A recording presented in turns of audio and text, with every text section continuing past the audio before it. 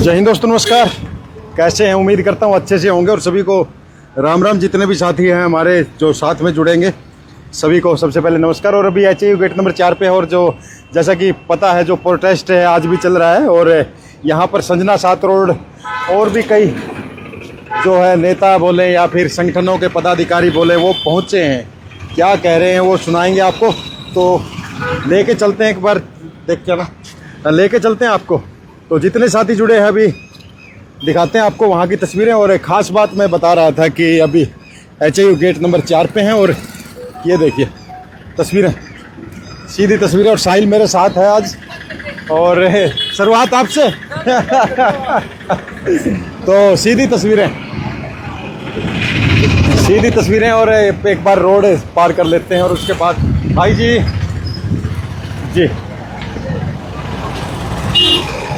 यहाँ से आ जा। हाँ जी मैडम, कैसे हैं? बढ़िया। या क्या समर्थन करने आए थे क्या जी? किसके साथ आए थे? संजना साथ। कहाँ है संजना जी? आगे खड़ी उधर। अरे इधर दिखा ना भाई, उधर कर रहा है। संजना किस तरफ है? छात्रों की तरफ। अच्छा उस तरफ है क्या? कहाँ से आए थे आप लोग? हम बगाड़ा से। जी, क्या कहेंगे जो आप लोगों ने देखा, इनकी मांग वगैरह सुनी है छात्रों की? बढ़िया, सारी मांग इसकी है। बढ़िया जी। हाँ बढ़िया जी। बढ़िया। संजना जी कहाँ है? नजदीक है क्या? आगे खड़ी है। आगे? अच्छा आजा भाई जी। तो तस्वीरें जो आप देख पा रहे हैं सीधी और लाइव तस्वीरें, जैसा कि मैं बता रहा था आपको। और चलते हैं, कहाँ पर है भाई? उधर शायद उस तरफ है क्या? उस तरफ है भाई, आजा।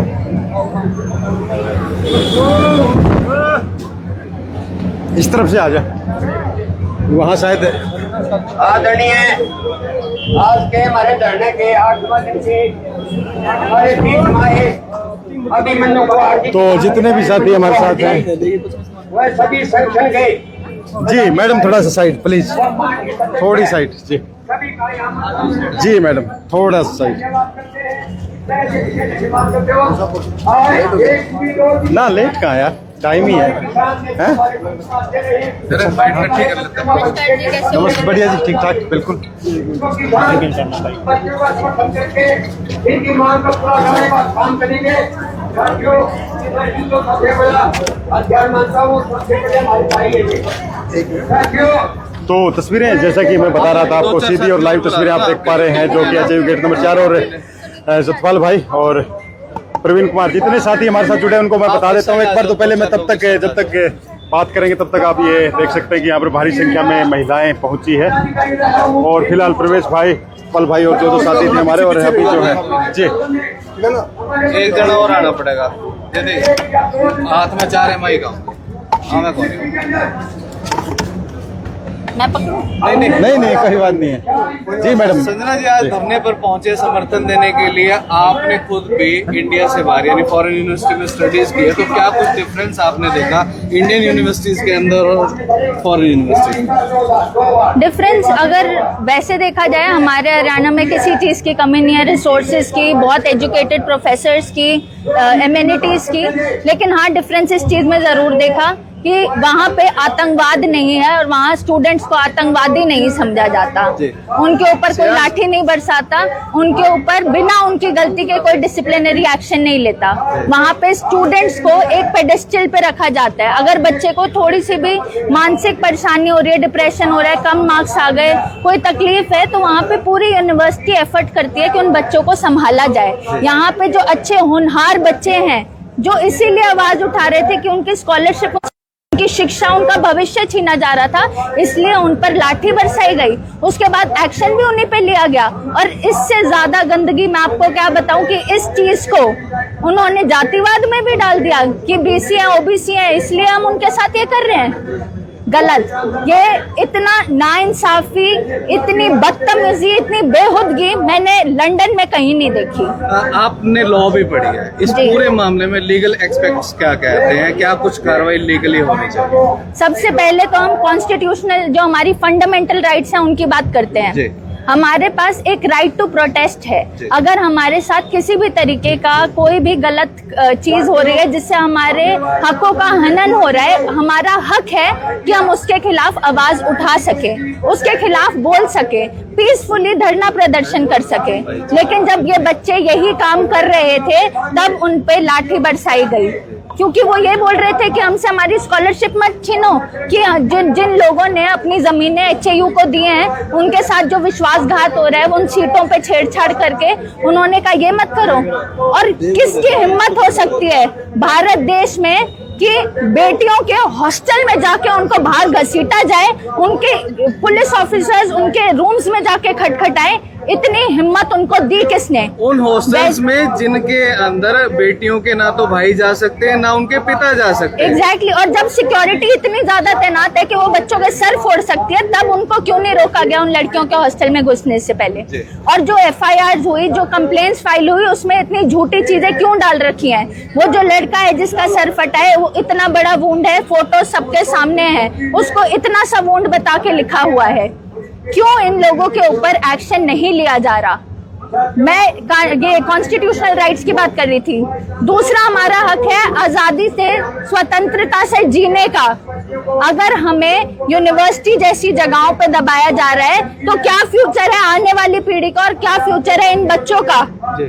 ये बच्चे सिर्फ अपनी लड़ाई नहीं लड़ रहे, ये फ्यूचर में आने वाली पीढ़ियों की लड़ाई लड़ रहे हैं। मैं आप सभी के माध्यम से ये अनुरोध करती हूँ कि सभी लोगों को आकर इन्हें हिम्मत देनी चाहिए, समर्थन देना चाहिए, हौसला देना चाहिए। और अगर आपके माध्यम से कोई भी HAU यूनिवर्सिटी के प्रोफेसर्स, VC अधिकारी मेरा इंटरव्यू सुन रहे हैं तो मैं आपसे अनुरोध करती हूँ कि आप लोग अगर इन बच्चों का साथ देंगे तो आगे आपके भी बच्चे हैं, उन्हें भी पढ़ना है, उनका साथ आप अपने भविष्य का साथ दे रहे हैं। संजना जी, ये लोग आज स्टूडेंट है, कभी आप भी स्टूडेंट रही होंगी, तो मन में कितनी दुख, कितनी पीड़ा? मुझे बहुत दुख है, मुझे बहुत गुस्सा है और साथ ही साथ मुझे बहुत बुरा भी लग रहा है कि मेरे भारत देश में, मेरे हरियाणा प्रदेश में पढ़ाई को लेकर इतना बड़ा जो बच्चे पढ़ना चाहते हैं उनके साथ ये चीजें हो रही हैं। बच्चे नालायक होते हैं, बंक करते हैं, गलत काम करते हैं,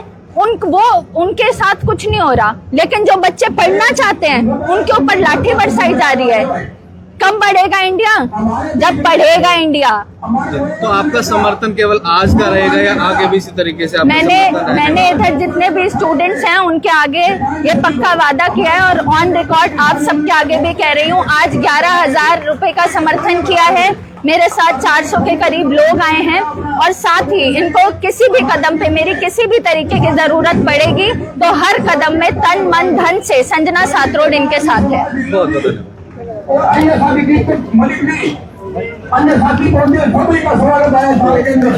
अभी मैं निवेदन करूंगा हमारे। तो दोस्तों, आपने सुना संजना सातरोड को जैसे कि बता रहे थे, और मैडम से और भी बात कर लेते हैं। तो संजना जी, आज हाँ जी, काफी संख्या में देखने में महिलाएं बहुत संख्या में आपके साथ आई थी जी। तकरीबन 200-300 के करीब होंगी जी। महिलाएं, बुजुर्ग, युवा साथी सब मिलके हम लोग 400 के करीब लोग आए हैं ये स्टूडेंट्स का समर्थन करने के लिए। और यहाँ पे मेरे साथ आया हुआ हर एक व्यक्ति जानता है वो इधर समर्थन किस चीज के लिए देने आया है। वो भी जानते हैं कि हमारा जो भविष्य इन बच्चों के कंधों पर है। क्या लगता है हल किस तरह निकल सकता है इसका? हल इस तरह निकल सकता है, मेरे मायने में ये निकलता है कि जिन बच्चों के साथ गलत हुआ है, इंजरी हुई है, यूनिवर्सिटी को सबसे पहले उनके मेडिकल एक्सपेंसेस पूरे करने चाहिए, उनके मानसिक स्थिति पे ध्यान देना चाहिए। दूसरा, जो लोग इसके लिए जिम्मेदार हैं उनको रिटन अपॉलॉजी और पब्लिक अपॉलॉजी दोनों इन स्टूडेंट्स को देनी चाहिए। सबसे पहले मुद्दा ये सेटल होना चाहिए, जिन बच्चों के साथ गलत व्यवहार हुआ है, गलत सलूक हुआ है, उनको उसकी जवाबदेही करनी चाहिए सबसे पहले जी। दूसरा, ये जो स्कॉलरशिप का लॉटरी सिस्टम शुरू हुआ है, आपके माध्यम से मैं लोगों को बताना चाहती हूँ। पहले 7.5 GPA जिन बच्चों का आता था उनको स्टाइपेंड मिलता था, स्कॉलरशिप मिलती थी। अब कह रहे हैं कि जो टॉप 25% होंगे सिर्फ उनको देंगे। मैं एक उदाहरण देती हूँ, मान लो 100 बच्चे हैं यूनिवर्सिटी में, उसमें 50 के 90% नंबर आ गए तो सिर्फ 25 को मिलेगा। और वो ये लॉटरी कैसे निकालेंगे? क्या बाकी बच्चों ने मेहनत नहीं करी? दूसरा जो लैंड डोनर विलेज है, जिनके जमीनों पे ये जो यूनिवर्सिटी है वो खड़ी है, उनसे वो सीटें छीनी जा रही हैं, उसमें छेड़छाड़ की जा रही है। क्या ये विश्वासघात नहीं है? इसका जो समाधान है वो सिर्फ ये हो सकता है कि ये जो पुरानी पॉलिसीज चलती आ रही हैं, जिससे सब लोग सहमत हैं, वो की जाए। लेकिन अगर फिर भी उन्हें कोई फेरबदल करना है तो वो स्टूडेंट यूनियन बनाए, स्टूडेंट के लिए जो आवाज उठा रहे हैं उनके साथ बैठें और उनको कन्विंस करें। जिसके लिए कोई भी पॉलिसी बनती है उसकी सहमति होना बहुत जरूरी है। एक लंबे अंतराल के बाद संजना सातरोड इस तरह के प्रोग्राम में पहुंचे हैं, तो क्या लगा कि आपको लगा कि पहुंचना जरूरी है यहाँ पर?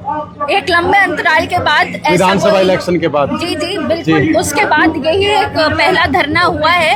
उससे पहले कोई धरना हुआ आपको लगा इसमें कि भाई जाना जरूरी है? 100%। यहाँ पे जो मैं महसूस कर रही हूँ, मैं आज भी एक छात्र हूँ। अगर मैं आज भी सीख रही हूँ, आज भी पढ़ रही हूँ, तो मैं भी एक छात्र हूँ। तो मैं इनके साथ एक साथी, एक बहन, एक छात्र होने के नाते जुड़ी हूँ और मेरे साथ जितने लोग आए हैं वो भी उनके साथ बिल्कुल तन मन से जुड़े हैं। और जब भी हमें बुलाएंगे हम इसी तादाद में जरूर आगे भी पहुंचेंगे। बहुत से लोग लाइव देख रहे हैं, क्या आप कहना चाहेंगे उनको, क्या मैसेज देना चाहेंगे? मैं आपके माध्यम से आपके सभी दर्शकों को सिर्फ एक अनुरोध करना चाहती हूँ कि आप लोग भी इधर जरूर पहुंचे, इन बच्चों का साथ दें, इन स्टूडेंट्स का साथ दें, क्योंकि इनकी जितनी मांगे हैं वो बिल्कुल वाजिब हैं, उसमें कोई गलत बात नहीं है। और ये होनहार बच्चे हैं जो प्रोटेस्ट पे बैठे हैं, ये कोई नालायक बच्चे नहीं है जो बैठे हैं इधर। और साथ ही मैं बताना चाहती हूँ कि इनके साथ जो गलत काम हुआ है, इनका जो सर फटा है, उसमें भी इनको अभी तक कोई भी किसी भी तरीके का सलूशन नहीं दिया गया है, मेडिकल एड नहीं दिया गया है। जितनी तादाद में लोग आएंगे, इनको सपोर्ट करेंगे, उतने ये मजबूत बनेंगे। धन्यवाद। तो सुना आपने संजना सातरोड को, और खास बात है कि आज समर्थन देने के लिए HIU गेट नंबर 4 पे आए हैं। और भाई कैसे हैं? तो सीधी तस्वीरें आप देख पा रहे हैं HIU गेट नंबर 4 की। और मैं बता रहा था आपको कि अभी फिलहाल जो है किसान संगठन से जो नेता है वो भी यहाँ पर पहुंचे हैं, जैसा कि आप देख पा रहे हैं तस्वीरों में। और सीधी तस्वीरें जो आप देख पा रहे हैं, और माताओं जितने के साथ ये जुड़े हैं मैं बता देता हूँ अभी। छात्र नौजवान साथियों, किसान नेताओं, ये जो तस्वीरें आप देख पा रहे हैं एक बार मैं बता देता हूँ आपको। और फिर सतीश भाई नमस्कार, कैसे हैं? सतीश साहू और शिव कुमार, प्रवेश कुमार, जितने साथी हमारे साथ जुड़े हैं सबका स्वागत है, नमस्कार है, जय हिंद, राम राम। और सभी लोगों फिलहाल का जो आप जो और भी यहाँ पर आए हुए हैं उनसे बातचीत करेंगे। और इस लड़ाई को उठाए हुए मैं आप सबका क्रांतिकारी अभिनंदन करता हूँ।